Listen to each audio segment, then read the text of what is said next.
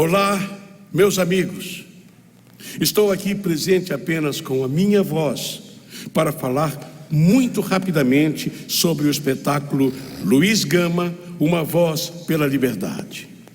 Del Garcês e sua equipe conseguiram uma façanha: dar voz a esse herói praticamente desconhecido que tanto lutou pela libertação dos escravos a seu tempo.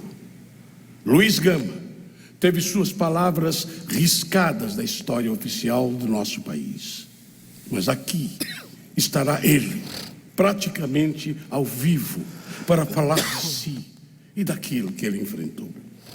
Mas antes que o faça, quero contar a vocês que Luiz Gama, no ano de 2018, talvez mesmo apoiado pela repercussão que lhe deu este mesmo espetáculo, foi finalmente reconhecido por leis federais como herói da pátria e também como patrono da abolição. Os esforços empreendidos pela OAB e por toda a sociedade brasileira conseguiram finalmente colocar Luiz Gama em nosso panteão de heróis brasileiros. Outros virão com certeza, muitos outros. Aproveitem o espetáculo e divirtam-se. Muito, mas muito obrigado.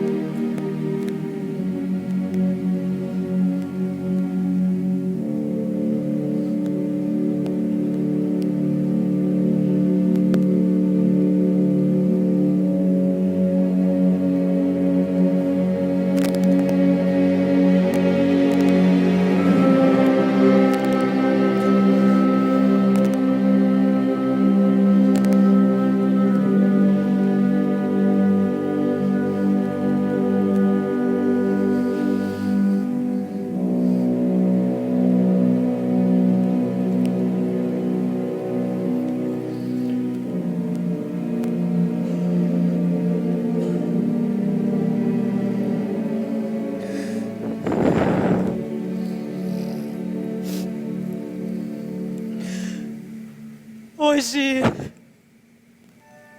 é 24 de agosto de 1882. Estamos no cemitério da Consolação, em São Paulo.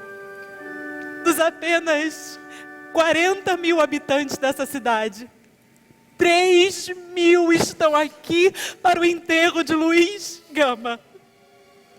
Gama que era conhecido como amigo de todos, não veio num coche funerário que foi para ele preparado. O amigo de todos teria que ser levado por todos e assim foi feito. Seus tantos amigos fizeram questão de trazer seu caixão. Raul Pompeia, autor do conceituado livro O Ateneu e muito amigo de Luiz Gama desde sua juventude, faz uma das mais célebres homenagens de que se tem notícia, dizendo sobre ele: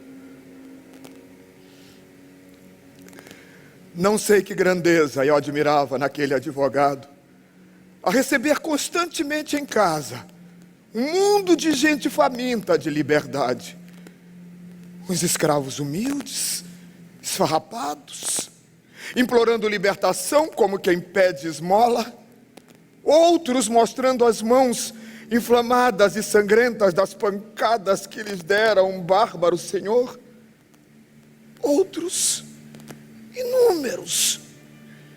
E Luiz Gama os recebia a todos com sua aspereza afável e atraente. E a todos satisfazia, praticando as mais angélicas ações por entre uma saraivada de grossas pilhérias de velho sargento.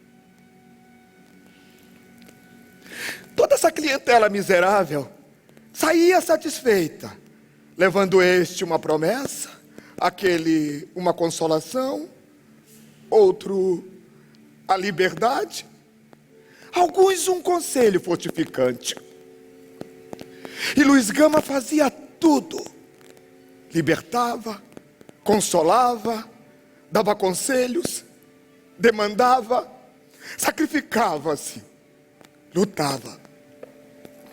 Exauria-se no próprio ardor, como uma candeia, iluminando à custa da própria vida as trevas do desespero daquele povo de infelizes, sem auferir uma sombra de lucro. E por essa filosofia, ele empenhava-se de corpo e alma, fazia-se matar pelo bom, pobre, muito pobre, deixava para os outros tudo que lhe vinha das mãos de algum cliente mais abastado. Tamanha foi a importância de Luiz Gama na causa da emancipação dos negros, em plena vigência de leis escravocratas, que ele recebeu o epíteto de apóstolo negro da abolição. No momento exato do seu enterro, um dos seus amigos intimou que juntos prestassem um juramento, o de não deixar morrer a ideia pela qual combater aquele gigante. O que foi respondido com um brado geral da multidão, que mãos estendidas ao caixão jurava. E nós, agora, o trazemos de volta, para não deixar morrer essa ideia, a da libertação dos escravos, a libertação de todos os escravos. Este é Luiz Gonzaga Pinto da Gama, ou apenas Luiz Gama. Eu, mesmo sendo republicano, ainda que sem a concordância dos meus valiosos correligionários, faço a propaganda abolicionista, se bem que de modo perigoso, principalmente para mim, mas faço por minha própria conta. Quando a justiça perder as formas dos tribunais, quando a prudência apoderasse do país, quando a imprensa quebrarem-se os prelos, quando nossos adversários ascenderem ao poder, eu saberei ensinar aos desgraçados a vereda do desespero. Basta de sermões, acabemos com os idílios. Baiano de Salvador, nascido em 1830, filho de um fidalgo português e da negra alforriada Luísa Maim. Aos 10 anos de idade, Gama foi vendido ilegalmente como escravo pelo seu próprio pai para saldar dívidas de jogo. Na condição de escravo, foi viver na cidade de São Paulo até 1882, ano da sua morte aos 52 anos, vitimado pelo diabetes. A sua mãe, mulher revolucionária, foi detida diversas vezes por envolver-se em planos de insurreições de escravos, como a revolta dos malês.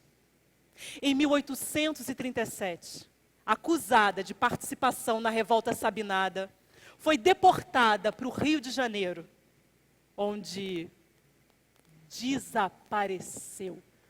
Minha mãe, Luísa Maim. Durante muito tempo procurei por ela. Em vão. Jamais a encontrei.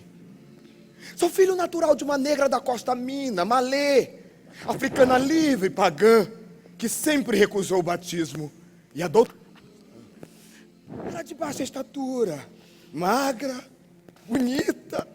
A cor era de um preto retinto e sem lustro. Tinha os dentes alvíssimos como a neve.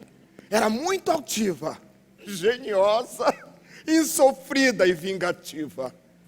Dava seu comércio. Era quitandeira muito laboriosa e mais de uma vez na Bahia foi presa como suspeita de envolver-se em planos de insurreições de escravos que não tiveram efeito. Depois da revolução do Dr. Sabino, a Sabinada, na Bahia, foi ela para o Rio de Janeiro e nunca mais voltou. Eu a procurei por 3 vezes na corte sem que a pudesse encontrar. Anos depois eu soube por uns pretos minas que a conheciam e que deram-me sinais certos que ela, acompanhada de malungos desordeiros, em uma casa de dar fortuna, um local onde se lia a sorte das pessoas, fora posta em prisão. E que tanto ela quanto seus companheiros desapareceram. Naquele tempo, o governo tratava rigorosamente os africanos livres, tidos como provocadores. Nada mais pude saber a respeito dela. Nunca.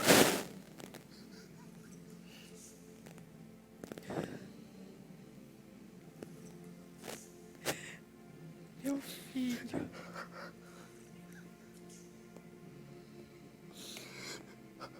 Meu filho.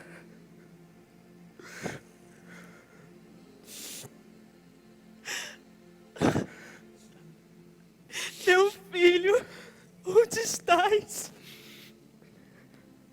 Eu te procurei a minha vida inteira e nunca te encontrei. Que saudade que eu sinto de ti, meu filho. Como eu sofri de saudade e pela dor das chibatadas. A viagem de minha mãe, Luísa Maim, vindo da África para o Brasil, deve ter sido terrível.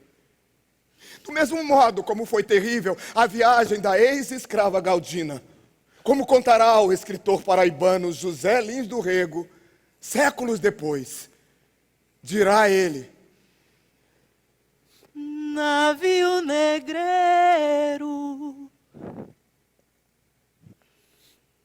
tumba flutuante, terra mãe distante, dor e desespero.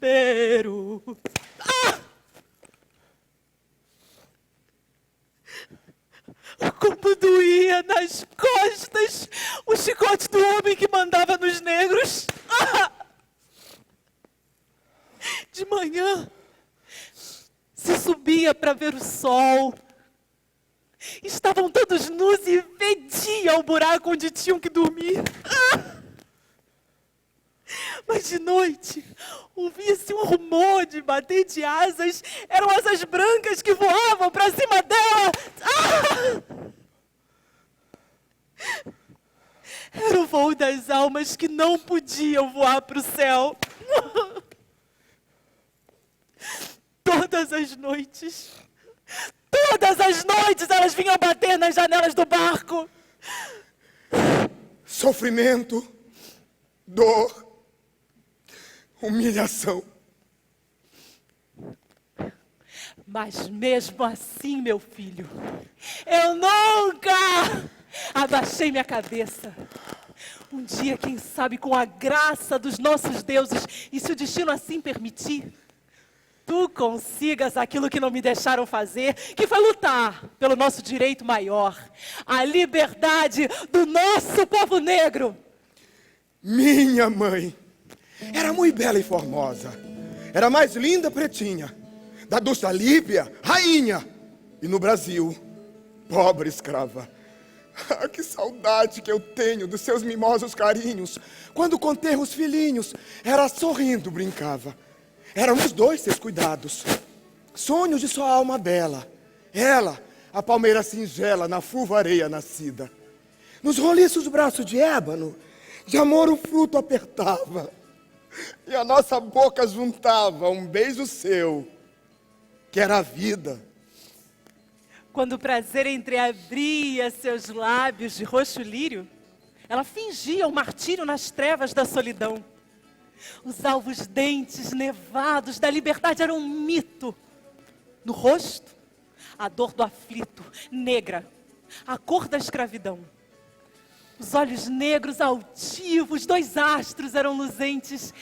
Eram estrelas cadentes por corpo humano sustidas. Foram espelhos brilhantes da nossa vida primeira. Foram a luz derradeira das nossas crenças perdidas. Tão terna como a saudade no frio chão das campinas, tão meiga como as boninas aos raios do sol de abril. No gesto, grave e sombria, como a vaga flutua, plácida. A mente era lua, refletida em céus de anil. Suave o gênio qual rosa, ao despontar da alvorada, quando treme a namorada ao sopro da aura fagueira. Brandinha a voz sonorosa, sentida como a rolinha, gemendo triste, sozinha, ao som da aragem faceira. Escuro e ledo o semblante, de encantos, sorria a fronte, mas a nuvem no horizonte, das ondas surgindo a flor. Tinha o coração de santa, era seu peito de arcanjo, mais pura na alma que um anjo, aos pés de seu Criador. Se junto à cruz penitente a Deus orava contrita, tinha uma prece infinita, como o dobrar do sineiro. As lágrimas que brotavam eram pérolas sentidas, dos lindos olhos vertidas, na terra do cativeiro. Eu tenho lances doloridos em minha vida, que valem mais do que as lendas sentidas nesta vida amargurada dos mártires. O alferes Antônio Pereira Cardoso, negociante contrabandista para quem fui vendido, comprou-me um lote de 100 e tantos escravos e trouxe-nos a todos, pois este era o seu negócio. Como já sabem, tinha eu apenas 10 anos de idade quando fui vendido ilegalmente como escravo pelo meu próprio pai. Meu pai era fidalgo e pertencia a uma das famílias mais ricas da Bahia, de origem portuguesa.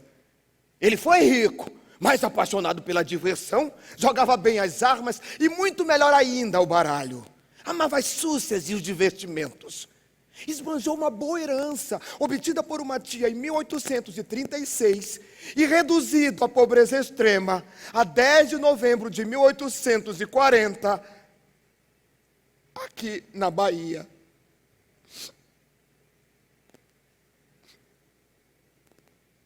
Foi parar na casa de um comerciante circunspecto e enérgico, de nome Vieira. Porém, sua senhora e suas 3 filhas se afeiçoaram a mim imediatamente, e eu a elas. Sempre que eu me lembro desta boa senhora e de suas filhas, vem minhas lágrimas aos olhos, porque eu sinto saudades do amor e dos cuidados com que me afagaram por alguns dias. Dali saí derramando copioso pranto, e também todas elas ficaram sentidas ao me verem partir.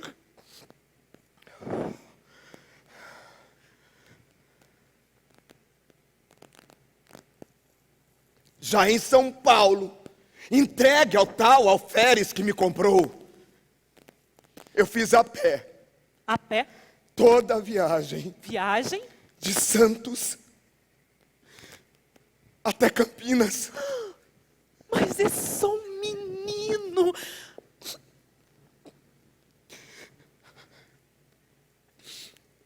Mas voltando ao meu pai, não ouso afirmar que meu pai fosse branco, porque tais afirmações neste país constituem grave perigo perante a verdade, no que concerne a melindrosa presunção das cores humanas. Devo poupar à infeliz memória dele uma injúria dolorosa, e o faço ocultando seu nome.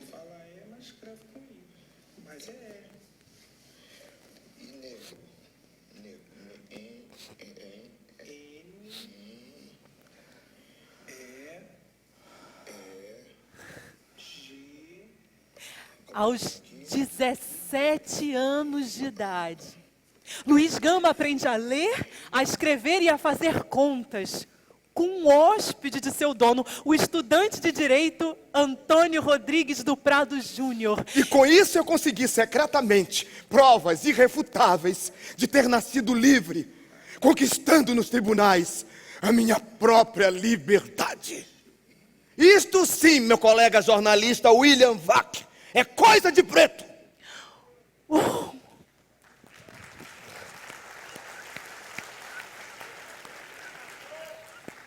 Uma vez liberto, ele foge da casa de seu dono e ingressa na Marinha, onde após um suposto ato de insubordinação a um oficial, é detido por 39 dias, expulso em seguida.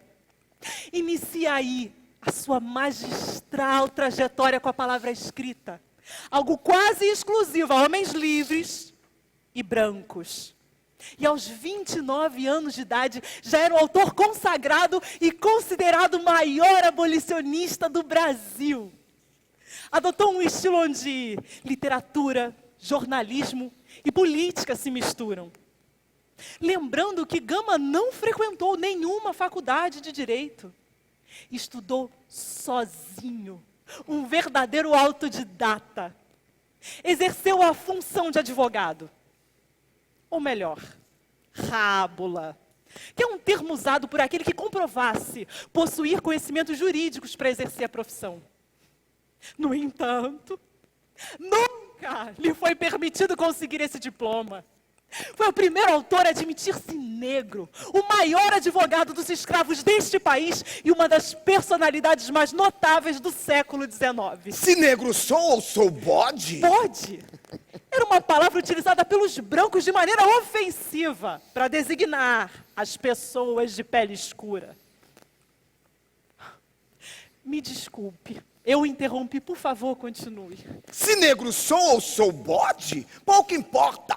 O que isto pode? Bodes há de toda casta, pois que a espécie é muito vasta. É verdade. Sou negro e vou lutar incansavelmente na justiça e na imprensa pela libertação de cativos.